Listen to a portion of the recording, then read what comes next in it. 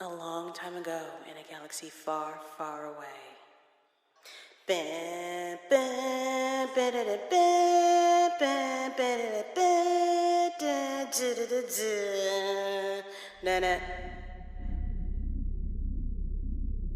Hey kids, welcome to the first episode of Child of Mandalore. I'm super excited for this.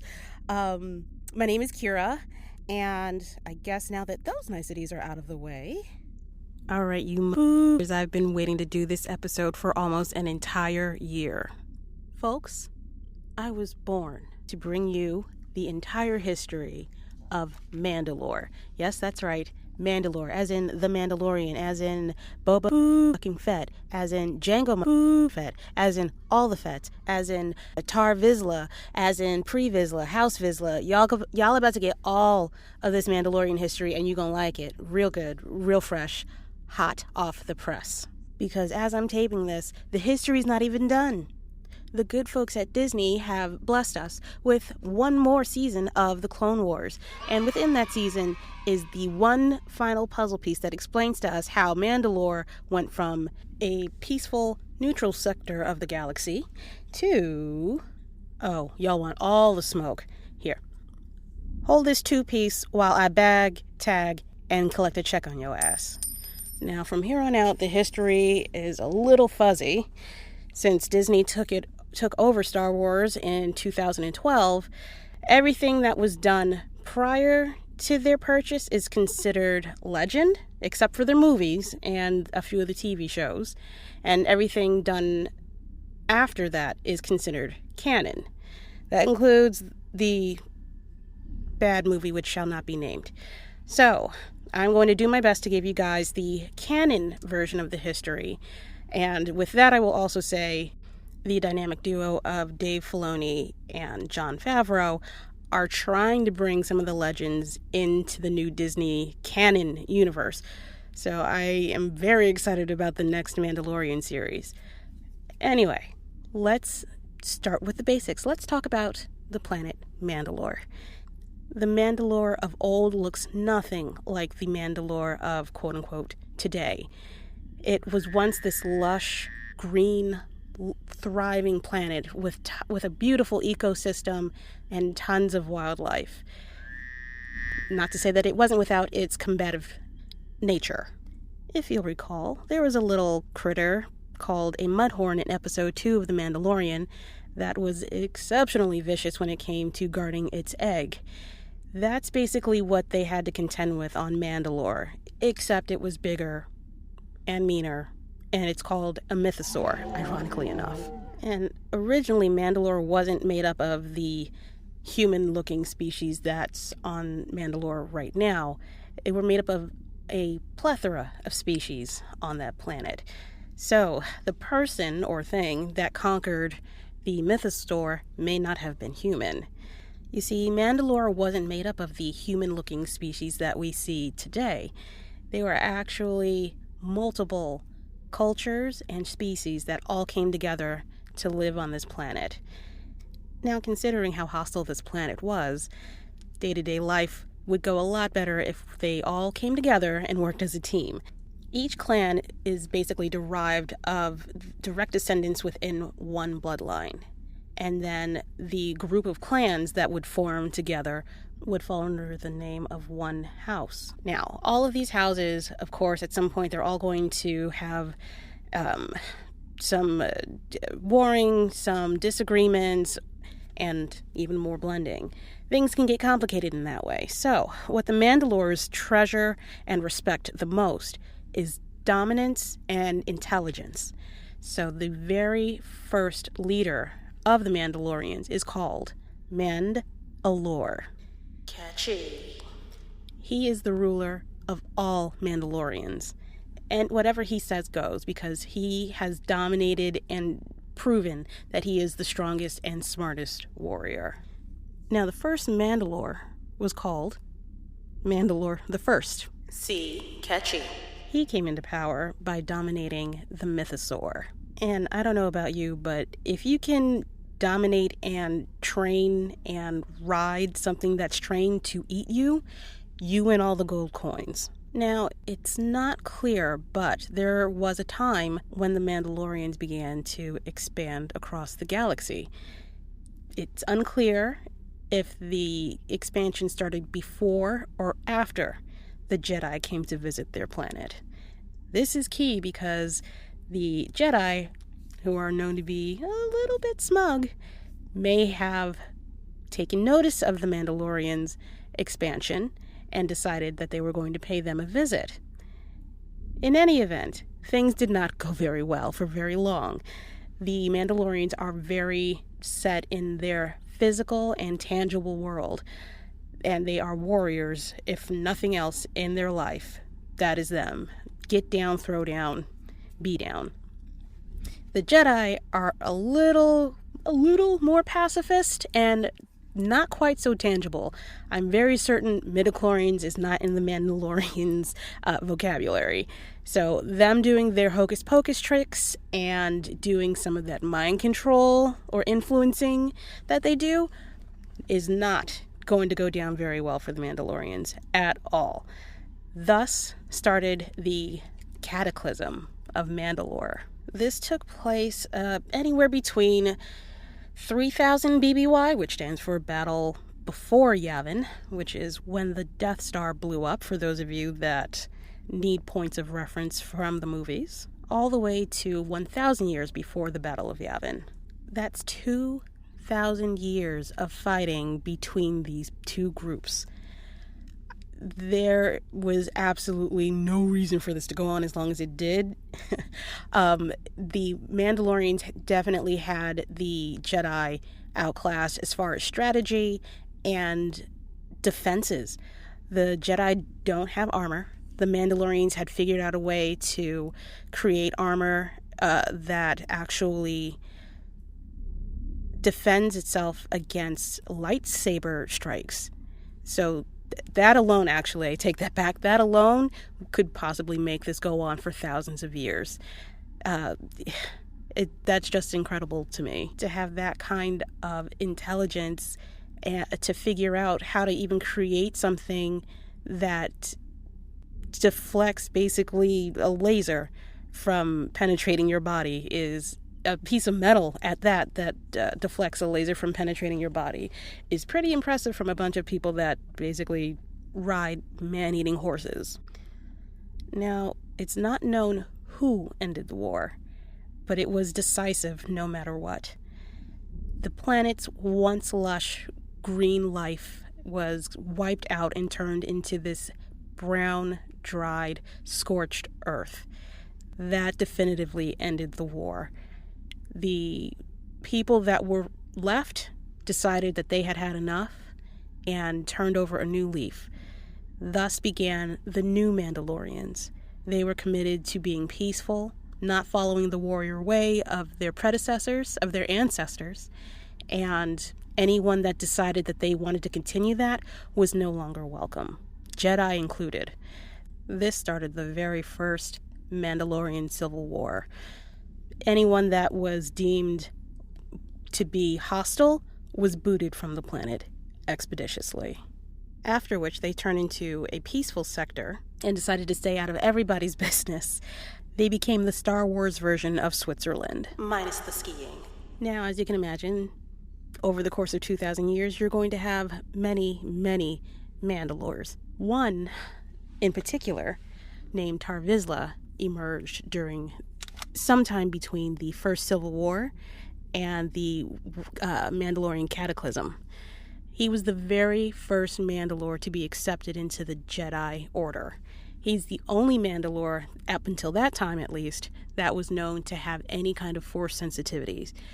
I really hope that at some point during any of the seasons of The Mandalorian, they go further into this man's background and backstory. He single-handedly penetrated the Jedi Order. He was that special that they chose him during this wartime as a child, and he maintained diplomacy between his people and the Jedi Order and what would become later known as the Republic, the Old Republic, if you're trying to keep up with how many Republic there's been. So it's incredible that he was A, found during all of this, and B, was able to stick it out through the Jedi training and to come back and be accepted by his people all over again, and to become the Mandalore of all of his people. Oh, and by the way, he created The dark saber. He is the only person, human, Wookiee, or Twi'lek, or whatever species that's within the Jedi Order, to ever create a darksaber. That alone makes him one of the greatest Jedi ever known. Just to let you know how difficult it is to create a darksaber, I'm going to give a brief history on how lightsabers are made.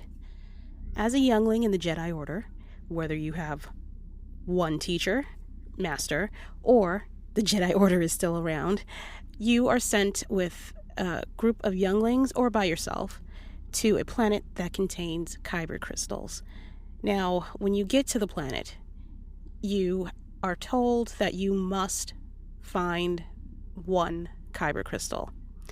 There may be millions in there, but there is one kyber crystal that speaks directly to you as a Jedi. Now, in order to get that crystal, you have to go through trials, of course. So, you're going in there to basically face your fears and your flaws. If you cannot overcome them, you do not get a kyber crystal. You have to go back into training, figure out what your issue is, work that shit out, and then go back and try to get a crystal again. Now, the usual colors for a person that is on the good side of the Force pretty much runs the spectrum of the rainbow. Some of the colors actually indicate what class you're in as a Jedi. Take, for instance, the yellow lightsaber means that you are actually a Jedi temple guard. Now, on the dark side, it tends to always be red. It is thought that it's because their kyber crystals are synthetic and not genuine. Some more rare colors are purple and white, but throughout all space, history, and time, only one black kyber crystal was ever retrieved, and that was by Tar Vizsla. He is basically the Star Wars equivalent of a unicorn. When Tar Vizsla passed in 1000 BBY, his darksaber was kept at the Jedi Temple on Coruscant. Now, the Mandalorians weren't having any of that shit, so House Vizsla took it upon themselves to run up in that temple and get their stuff back. Ever since then, the blade had been passed down from generation to generation until it landed in the hands of one Pre Vizsla. But even before it gets into Pre Vizsla's hands, we have to sift through one more Mandalorian civil war, one galactic war, one or two Sith, and 4 pretty important Jedi. I don't mean to break up the flow. I don't even know where I'm going to put this in this episode, but it's going to get shoehorned in here somewhere. I just found out that Taika Waititi, who did the finale episode on the first season of The Mandalorian, is going to be directing a new Star Wars movie. I don't know how I feel. I'm a little bit nervous. I loved the ending of The Mandalorian. Loved that episode. It was fucking epic, pardon my language. I'll cut it out later. I'm just nervous because of Thor Ragnarok. I think that was a writing issue more so than directing, because the action and the coloring and all that other stuff, perfect. Okay, nope, I'm okay with it. I'm nervous, but I'm okay. Oh my God, I can't wait. Oh my God, who's it gonna be? Oh my God, who's it gonna be? Okay, back to the show.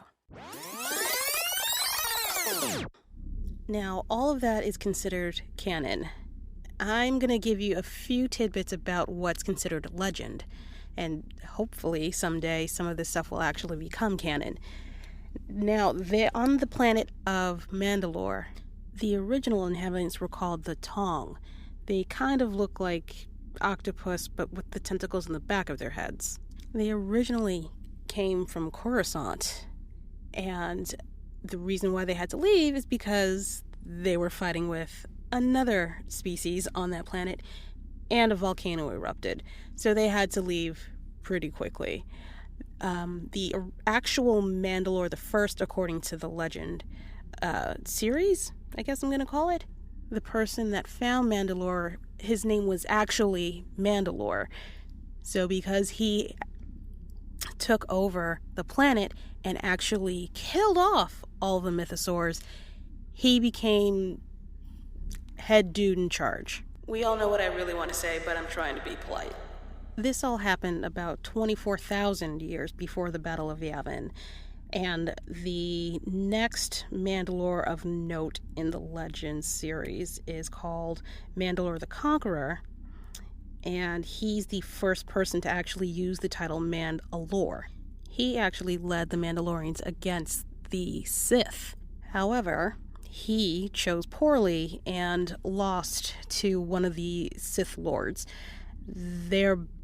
Afterwards, the Mandalorians were actually controlled by the Sith for a little while.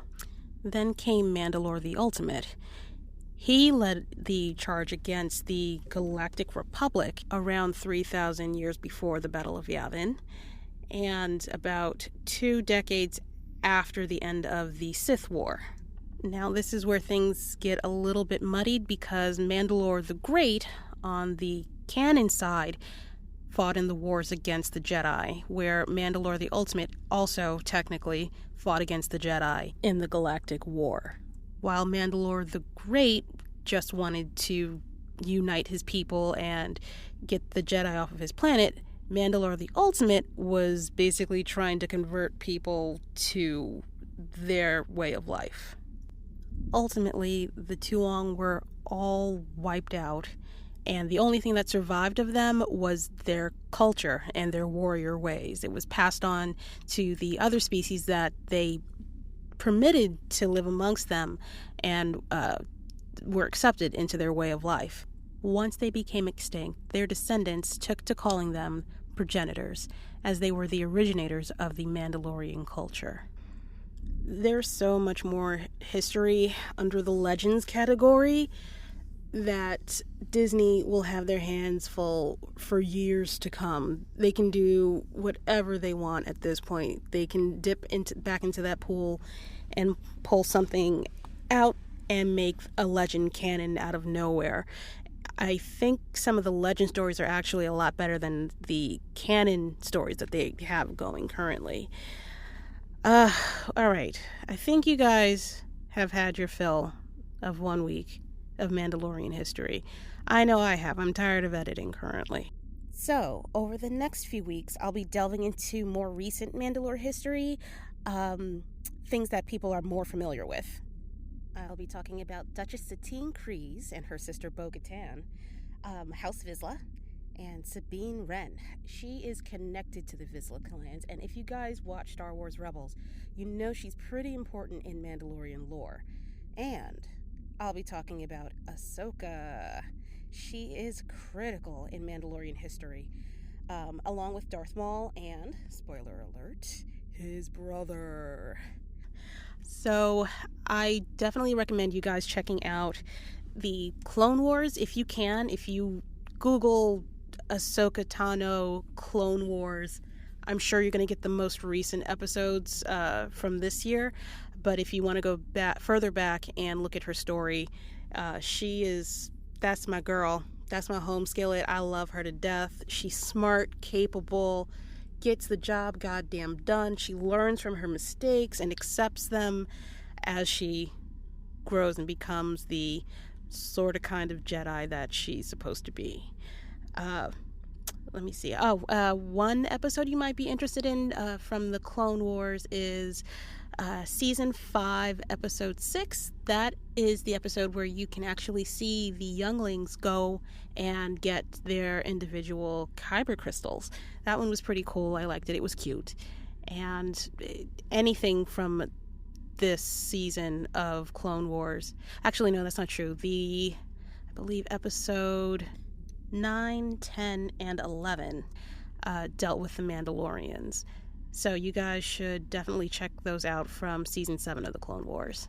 Now, for Rebels, I would recommend there's a lot of episodes actually, but I would recommend Season 2, Episode 13, Season 3, Episode 7, and then, I think, oh God, and then, 15, 16, and 22. I would do 21 as well since it's a two-parter, but those are pretty critical. And then Season 4, just watch the whole thing has nothing to do with Mandalore, but Season 4 was actually really, really good.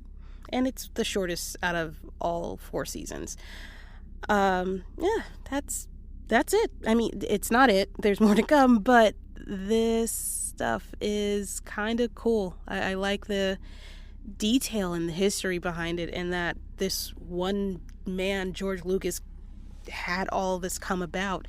He is a god. He is amazing, even though he kind of flubbed on his last foray with the movies, but nowhere near as bad as Rise of Skywalker. All right, guys, so I'm going to sign off.